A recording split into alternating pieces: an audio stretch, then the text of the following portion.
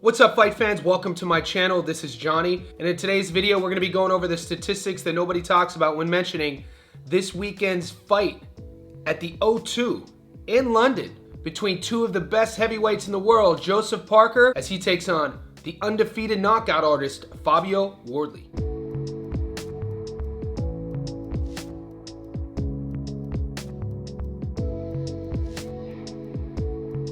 Guys, before I continue, I want to say thank you to all the new subscribers.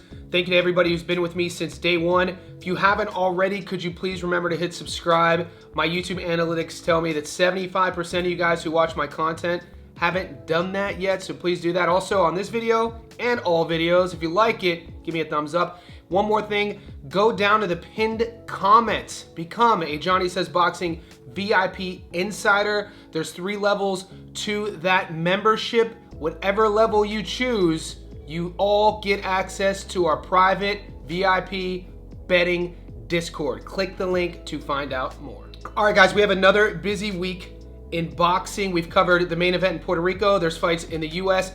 This fight takes us to the UK, a much anticipated fight at heavyweight. Dare I call it the Usyk sweepstakes? Of course, I'm talking about Parker versus Wardley. In this video, what I'm gonna do is break down both fighters' careers leading up to this moment. We're going to talk a little bit about their styles, how they go about their business, and like always, stay tuned to the end of the video because that's where I'll be going over the current Las Vegas odds and be giving you my prediction and telling you where to put your money. When this fight got announced, it was kind of like a flip of a coin, meaning you're Fabio Wardley, you're his camp, you're his fans, you're like, perfect. This gives us the opportunity to once again step up to a level in which we haven't fought at before, also in which people doubt us, and show everybody that with a victory over Parker, I can and will be fighting for world titles in my very near future. Wardley is an interim champion currently. We last saw him on this channel in a fight prediction. We live streamed the fight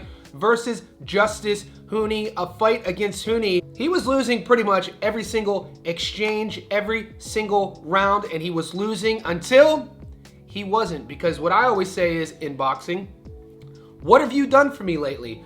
Not only referring to a fighter's resume, but also referring to in the moment, in a round. A fighter is only as good as their last punch. In the Hooney case, everybody saw, the boxing world was shocked. Say it was a quick count if you wanted to, but with one punch, Wardley changed the trajectory of his career. He knocked Hooney out, and here we are against an opponent who also currently is an interim champ in Joseph Parker. With Parker, he is a former world champion. He held that belt for multiple years. This is a guy at 33 years old.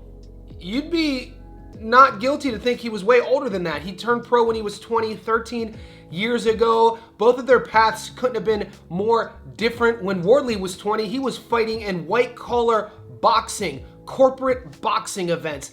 Didn't have an amateur career, and it was in those corporate boxing events in which he was fighting recruiters, accountants, etc. People saw him and were like, wow, this kid could punch. Joseph Parker is a guy, what he's looked like recently, the Martin Bakole fight, quick knockout, looked great. Everybody thought he would be the one to fight for a world title next, and we know that Usyk is the undisputed champ, so the Parker camp was kind of questioning, scratching their head, like, wow, why would Parker take this fight?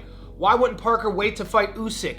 Usyk, as we know, is the undisputed champion, and before our eyes, we hear that this fight got signed, Queensberry Promotions, Frank Warren, and so you'd have to think whichever way this fight goes, the winner will be fighting for an undisputed title against Usyk. Only time will tell. Right now, I do want to take a closer look at Fabio Wardley, the undefeated knockout artist, and see what he's been up to in his career. Guys, Fabio Wardley is 19-0 with 1 draw. Out of his 19 wins, he has 18 of them by knockout. Out of 1,582 fighters in the world at heavyweight, he's ranked number 6, and out of the 56 in the UK, he's ranked number 3.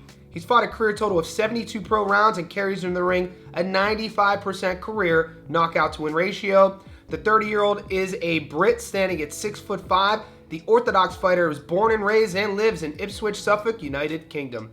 We last saw him fight against Hooney, 12-0, won by knockout in the 10th.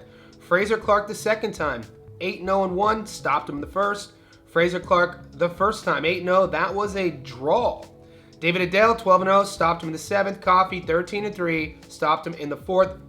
You could go down his resume, knockout, knockout, knockout. The only blemish on the resume is that draw against Fraser Clark, in which in the rematch, he stopped Clark early. When I think about Wardley, I look at a 30-year-old heavyweight who could punch, who is still developing as a 30-year-old. He has time. He's by no means a perfect fighter. We do see him continuously add levels to his game. And I also want to mention, there aren't a lot of fighters out there who could be down 10 rounds to none, having to go to their corner after every single round, being outboxed, psychologically impacting them. There aren't many guys who could come off the stool in the 10th and still believe that they could win. Wardley is one of those guys. He did it against Huni, kind of memories of a Deontay Wilder-esque performance. We know every time Wilder would be in a fight, he always had a chance. Think about the Ortiz knockout and multiple other ones in which it was late, he was down, needed a knockout, and got it. Call it what you will, a Hail Mary, call it what you will, a lucky punch, call it what you will, a short count. All in all, he won by knockout. And Fabio Wardley is a guy who believes in himself. He's a guy who's athletic. He's a big dude, 6'5". You'll see him on his toes. He puts his lead hand down. He'll pop the jab out. He's always looking for his backhand counter. It's going to be interesting to see if he heeds his own advice, because he said leading up in fight week that those lessons that Huni taught him in that fight, in which he had never seen before from an opponent, he's going to take with him. We're going to see the best version ever of Fabio Wardley. Tick tock, time will tell come Sunday in London.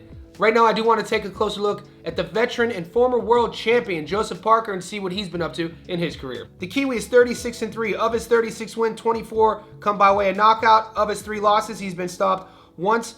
Out of 1,582 heavyweights in the world, he is ranked number 4. He's fought a career total of 252 pro rounds and carries into the ring a 67% career knockout to win ratio. He is the WBO interim world heavyweight champion, and the 33-year-old New Zealander is a 6'4" orthodox fighter with a 76-inch reach. He was born and lives in Auckland, New Zealand. We last saw him fight Martin Bakole, 21-1, stopped him in the 2nd. Zhang, 26-1, won a majority decision in the 12th. Wilder, 43-2, won a UD in the 12th. Simon Keane, 23-1, knocked him out in the 3rd. Won a couple fights before that, and the fight before that was the first time we ever saw him get stopped against Joe Joyce. And that is the fight that everybody brings up when they question Joe Parker. Is Joe Parker underrated overall as a heavyweight? I think so.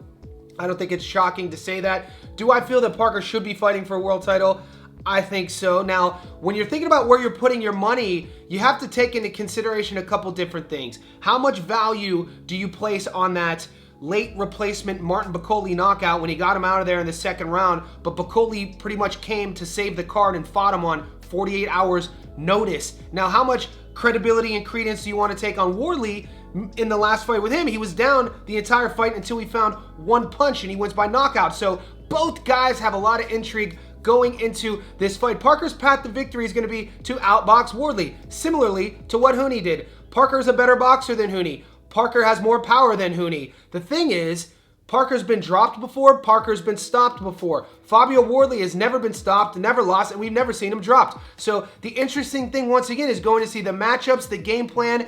You talk about Joseph Parker in this version, you have to mention Andy Lee, his coach.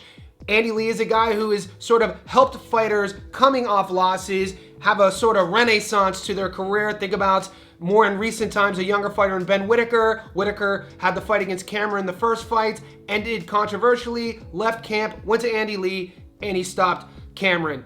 And so with Parker, it's widely known that this is who he trains with. With every Andy Lee fighter, you always have to expect a clean game plan, a properly educated fighter, and a properly prepared fighter. Before I get into these current Las Vegas odds and tell you guys where I'm putting my money, I want to remind everybody that I do live streams every single day. In those live streams, we go over-unders, knockout props, knockdown prop bets, long parlays.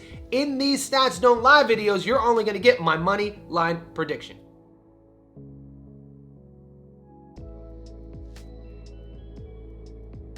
All right, guys, wherever you are in the world, let's pull out our betting apps. Currently on the money line, Joe Parker is a pretty significant favorite. 100 on him gets you your money back plus 25 bucks. The draw is 16-1.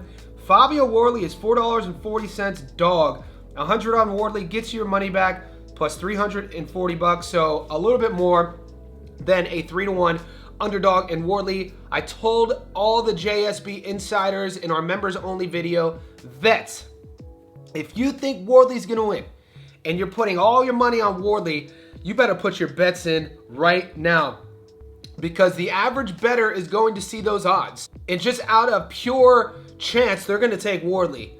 You know what I'm saying? So if you like Wardley, take him now, whether you want him on the money line, whether you want him on points. I think points is 12-1, or knockout, because the closer we get to fight night, those odds are going to decrease.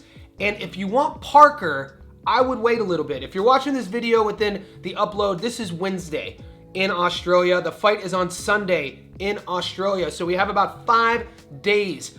If your money's on Parker, I would wait, because the longer we get and closer we get to fight night, the odds will increase in Parker's favor because of the aforementioned money coming in on Wardley. When I look at where I'm putting my money, now from an educated perspective, from the guy who is telling you where to put your money, Joseph Parker, the better boxer. He has more skills than people want to give him credit for. He's more durable than people give him credit for. I think he has more power than people give him credit for. I don't see Wardley landing that punch against Parker. I don't see Parker up late and taking the risk that Hooney took. So $1.25 on the money line currently is where I'm putting my money. But like I said, depending on which side you like, Wardley, bet now.